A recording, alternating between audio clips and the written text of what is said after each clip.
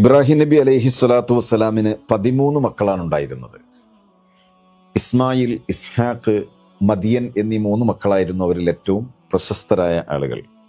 അതിൽ ഇസ്ഹാഖ് നബി അലൈഹി സ്വലാത്തു വസ്സലാമിന്റെ പരമ്പരയിലാണ് ബനൂ ഇസ്രായേലിലേക്ക് നിയോഗിക്കപ്പെട്ട മുഴുവൻ അമ്പിയാക്കളും വരുന്നത്.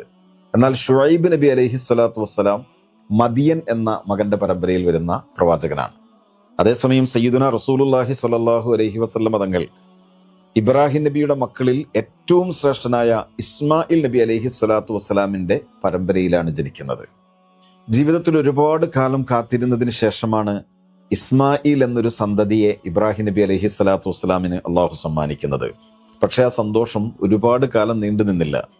അതിനു മുമ്പേ അള്ളാഹുവിന്റെ നിർദ്ദേശം വന്നു, ഇസ്മായിൽ എന്ന മകനെയും ഇസ്മായിൽ അലൈഹി സ്വലാത്തു വസ്സലാമിന്റെ ഉമ്മയാകുന്ന ഹാജർ റളിയല്ലാഹു അൻഹയെയും വിദൂരമായ മക്കയിൽ കൊണ്ടുവന്നാക്കണമെന്ന്. ബാബിലോണിൽ നിന്ന് ഒരുപാട് ദൂരം യാത്ര ചെയ്ത് ഇബ്രാഹിം നബി അലൈഹി സ്വലാത്തു വസ്സലാം ഇസ്മായിൽ നബി അലൈഹി സ്വലാത്തു വസ്സലാമിനെയും ഹാജർ റളിയല്ലാഹു അൻഹയെയും വിശുദ്ധമായ മക്കയിൽ കൊണ്ടുവന്നാക്കി.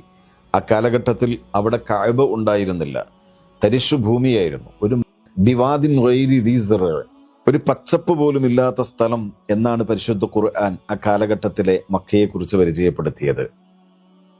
ഇബ്രാഹിം നബി അലൈഹി സ്വലാത്തു വസ്സലാം ഒരു തോൽപാത്രത്തിൽ അല്പം വെള്ളവും മറ്റൊരു തോൽപാത്രത്തിൽ അല്പം കാരക്കയും കൊടുത്തതിന്റെ ശേഷം തിരിച്ചു നടക്കാൻ തുടങ്ങി. ഹജർ ബീവി റളിയല്ലാഹു അൻഹ ഇബ്രാഹിം നബി അലൈഹി സ്വലാത്തു വസ്സലാമിനോട് ചോദിച്ചു, തത്റുകു ഹാഹുന, നിങ്ങൾ ഞങ്ങളെ ഇവിടെ ഉപേക്ഷിച്ചു പോവുകയാണോ? ഇബ്രാഹിം നബി ഒരു മറുപടിയും പറഞ്ഞില്ല. വീണ്ടും വീണ്ടും ചോദ്യം ആവർത്തിച്ചു. പക്ഷേ ഇബ്രാഹിം നബിക്ക് മറുപടി പറയാൻ കഴിഞ്ഞില്ല. അവസാനം ഹാജർ ബീവി റളിയല്ലാഹു അൻഹ ഇബ്രാഹിം നബിയോട് ചോദിച്ചു, ആ അല്ലാഹു അംറക ബിഹാദ, അള്ളാഹു നിർദ്ദേശിച്ചിട്ടാണോ നിങ്ങൾ ഇത് ചെയ്യുന്നത്? ഇബ്രാഹിം നബി അലൈഹി സ്വലാത്തു വസ്സലാം പറഞ്ഞു, നഅം യാ ഹാജർ, അള്ളാഹുവിന്റെ നിർദ്ദേശമാണ്. ആ സമയത്ത് ഹാജർ ബീവി റളിയല്ലാഹു അൻഹയുടെ മറുപടി, എന്നാൽ ഹസ്ബുനല്ലാഹു വനിഅമൽ വക്കീൽ, നിങ്ങൾ ധൈര്യമായിട്ട് പോവുക, ഞങ്ങൾക്ക് ഞങ്ങളുടെ റബ്ബ് മതി. സമ്പൂർണമായ തവക്കുലോടുകൂടെ, സമ്പൂർണമായ ഭരമേൽപ്പിക്കലോടെ സർവ്വതും അള്ളാഹുവിൽ സമർപ്പിച്ച് ഹാജർ ബീവി റളിയല്ലാഹു തആല അൻഹ ആ കൊച്ചു കുഞ്ഞുമായി ഒറ്റയ്ക്ക് ആ മരുഭൂമിയിൽ താമസിച്ചു. ഉണ്ടായിരുന്ന വെള്ളം തീർന്നു. ഹാജർ ബീവി റളിയല്ലാഹു തആല അൻഹയുടെ മുലപ്പാൽ കുടിക്കുന്ന ഇസ്മായിൽ നബി അലൈഹി സ്വലാത്തു വസ്സലാമിന് കൊടുക്കാൻ മുലപ്പാൽ പോലും പറ്റി.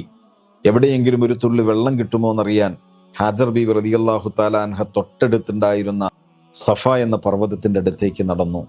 പർവ്വതത്തിന്റെ മുകളിൽ കയറി ഉറക്കെ വിളിച്ചു ചോദിച്ചു, ആരെങ്കിലും ആ വഴിയിലൂടെ സഞ്ചരിക്കുന്നുണ്ടോ എന്നറിയാൻ.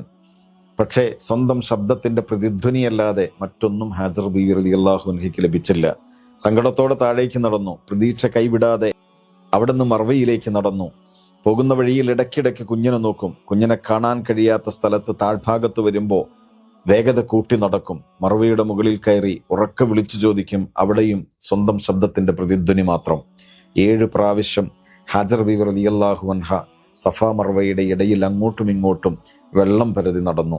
അവസാനം തന്റെ മകൻ കിടക്കുന്ന ഭാഗത്തേക്ക് നോക്കിയപ്പോൾ എന്തോ ഒന്ന് സൂര്യപ്രകാശത്തിൽ വെട്ടിത്തിളങ്ങുന്നത് കണ്ട് പേടിച്ച് ഹാജർ ബീവി മകൻ ഇസ്മായിൽ അലൈഹി സ്വലാത്തു വസ്സലാമിന്റെ അടുക്കൽ വന്നു. അവിടെ നോക്കുമ്പോ ഇസ്മായിൽ നബി കാലിട്ടടിച്ച ആ ഭാഗത്ത് ജലം ഉറവ പൊട്ടി വരികയാണ്.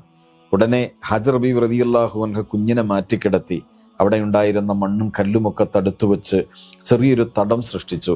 ഉറവ വർദ്ധിച്ചു വന്നപ്പോ ഹാജർ ബീവി റളിയല്ലാഹു അൻഹ കെട്ടിവെച്ച ആ തടത്തിന്റെ പുറത്തേക്ക് വെള്ളം ഒഴുകാൻ തുടങ്ങിയപ്പോ ഹാജർ ബീവി റളിയല്ലാഹു അൻഹ വെള്ളത്തിലേക്ക് കൈ ചൂണ്ടിയിട്ട് പറഞ്ഞു, സം സം, മതി മതി.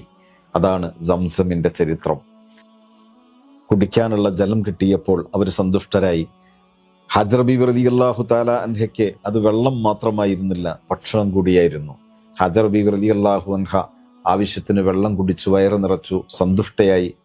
ഇസ്മായിൽ നബി അലൈഹി സ്വലാത്തു വസ്സലാമിന് കുടിക്കാൻ ആവശ്യമായ പാൽ ഹാജർ ബീവി റളിയല്ലാഹു അൻഹയ്ക്ക് നൽകാൻ കഴിഞ്ഞു. സന്തോഷത്തോടെ ഹാജർ റളിയല്ലാഹു അൻഹയും ഇസ്മായിൽ നബിയും അവിടെ താമസിക്കുമ്പോഴാണ് ജുർഹും ഗോത്രത്തിൽപ്പെട്ട ഒരു വിഭാഗം ആളുകൾ ആ പരിസരത്തിലൂടെ യാത്ര ചെയ്യുന്നത്. അവർ ആകാശത്തിലൂടെ ഒരു പക്ഷി വട്ടമിട്ട് പറക്കുന്നത് കണ്ടപ്പോൾ ശ്രദ്ധിച്ചു. ആ പക്ഷി സാധാരണ നിലയിൽ ജലമുള്ളിടത്ത് മാത്രം വട്ടമിട്ട് പറക്കുന്ന പക്ഷിയാണല്ലോ. പ്രതീക്ഷയോടെ അവരവിടെ വന്നു. നോക്കുമ്പോൾ ഒരു കിണറ് കണ്ടു. തൊട്ടടുത്ത് ഒരു ഉമ്മയും മകനും. ഹാജർ ബീവിയോട് അവർ ചോദിച്ചു, ഞങ്ങൾക്കിവിടെ താമസിക്കാൻ അനുവാദം തരുമോ? വെള്ളം കുടിക്കാൻ ഞങ്ങൾക്ക് സമ്മതം തരുമോ? ഹാജർ ബീവി റളിയല്ലാഹു അൻഹ സന്തോഷത്തോടെ അവർക്ക് സമ്മതം കൊടുത്തു. വെള്ളം നിങ്ങൾക്ക് ആവശ്യത്തിന് കുടിക്കാം, പക്ഷെ കിണറിന്റെ അവകാശം ഞങ്ങൾക്കായിരിക്കും. അങ്ങനെ ജുർഹും ഗോത്രക്കാര് സംസം കിണറിന്റെ തൊട്ടടുത്ത് താമസിക്കാൻ തുടങ്ങി. ജുർഹും ഗോത്രക്കാര് യഥാർത്ഥത്തിൽ മുസ്തഗ്രിബ എന്ന് പറയുന്ന അറബി വിഭാഗത്തിൽപ്പെട്ട ആളുകളായിരുന്നു. അവരുടെ സംസാര ഭാഷ അറബി ഭാഷയായിരുന്നു. അതേസമയം ഹാജർ ബീവിയും ഇസ്മായിൽ നബിയും സംസാരിച്ചു കൊണ്ടിരുന്നത് സുറിയാനി ഭാഷയും അബ്രാനി ഭാഷയുമായിരുന്നു. കുറെ കാലങ്ങൾക്കിടയിൽ ജുർഹും ഗോത്രക്കാരിൽ നിന്ന് ഇസ്മായിൽ നബി അലൈഹി സ്വലാത്തു വസ്സലാം അറബി ഭാഷ പഠിച്ചെടുത്തു. അങ്ങനെയാണ് ഇസ്മായിൽ നബി അലൈഹി സ്വലാത്തു വസ്സലാമിന് അബുൽ അറബ് അഥവാ ഫാദർ ഓഫ് അറബ്സ് എന്ന പേര് കിട്ടാനുള്ള കാരണം. കാലങ്ങൾക്ക് ശേഷം ഇസ്മായിൽ നബി അലൈഹി സ്വലാത്തു വസ്സലാം ജുർഹും ഗോത്രത്തിൽപ്പെട്ട ഒരു പെൺകുട്ടിയെ വിവാഹം കഴിച്ചു. അതിന്റെ ഇടയിൽ പലപ്പോഴും ഖലീലുല്ലാഹി ഇബ്രാഹിം നബി അലൈഹി സ്വലാത്തു വസ്സലാം ബാബിലോണിൽ നിന്ന് മക്കയിൽ നടന്നു വന്ന് ഹാജർ ബീവിയെയും ഇസ്മായിൽ നബി അലൈഹി സ്വലാത്തു വസ്സലാമിനെയും സന്ദർശിക്കാറുണ്ടായിരുന്നു എന്ന് ചരിത്രം. ഇസ്മായിൽ നബി അലൈഹി സ്വലാത്തു വസ്സലാമിന് ആ കുടുംബജീവിതത്തിൽ 12 മക്കളുണ്ടായി. അതിൽ ഏറ്റവും പ്രധാനപ്പെട്ട മകൻ നാബിത്ത് എന്ന് പറയുന്ന മകനാണ്. ഹബീബായ റസൂലുള്ളാഹി സ്വല്ലല്ലാഹു അലൈഹി വസല്ലമ തങ്ങളുടെ പരമ്പര കടന്നു വരുന്നത് ഇസ്മായിൽ നബിയുടെ മകൻ നാബിത്ത് എന്ന ആളിലൂടെയാണ്. യഥാർത്ഥത്തിൽ അറബികളുടെ വേരുള്ളത് നൂഹ് നബി അലൈഹി സ്വലാത്തു വസ്സലാമിന്റെ മകനാകുന്ന സാം ബിനു നൂഹിലാണ്. സാം ബിനു നൂഹിന്റെ പരമ്പര താമസിച്ചിരുന്നത് ആദ്യം യമനിലെ സൊൻആ എന്ന് പറയുന്ന പ്രദേശത്തായിരുന്നു. പിന്നീട് അവർ അവിടെ നിന്ന് ഇറാഖിലുള്ള ബാബിലോണിലേക്ക് യാത്ര പോയി. പിന്നീട് അവർ പല ശാഖകളായിട്ട് പിരിയുകയാണ്. അതിൽ കഹ്താൻ, അദ്നാൻ എന്ന 2 പ്രധാനപ്പെട്ട ശാഖകളായി മാറി. അതിൽ ഏറ്റവും പ്രധാനപ്പെട്ട ശാഖയായിരുന്നു അദ്നാൻ എന്ന് പറയുന്ന ശാഖ. ഈ അദ്നാൻ എന്ന് പറയുന്ന ശാഖയിലാണ് ഖുറൈശികൾ വരുന്നത്. ഇവർ താമസം തുടങ്ങിയത് മക്ക എന്ന് പറയുന്ന പ്രദേശത്താണ്. അറബികൾ അവരുടെ രാജ്യത്തിന് ജസീറത്തുൽ അറബ് എന്ന് പേര് വെച്ചു. ഈ ജസീറത്തുൽ അറബ് വീണ്ടും 5 സോണുകളായിട്ട് തിരിക്കപ്പെട്ടു. അതിൽ ഏറ്റവും പ്രധാനപ്പെട്ട സോൺ ഹിജാസ് എന്ന് പറയുന്ന സോണാണ്. അഥവാ നബി സല്ലല്ലാഹു അലൈഹി വസല്ലമ തങ്ങളുടെ ജന്മനാടായ മക്കയും റസൂലുള്ളാഹി തങ്ങളുടെ വഫാത്തിന്റെ നാടായ മദീനയും ഉൾപ്പെടുന്ന നാടാണ് ഹിജാസ്. അവിടെയായിരുന്നു ഹബീബായ റസൂലുള്ളാഹി സ്വല്ലല്ലാഹു അലൈഹി വസല്ലമ തങ്ങൾ കടന്നു വരുന്നത്. അറബ് സമൂഹം പ്രധാനമായിട്ടും വിഗ്രഹാരാധകരായിരുന്നു.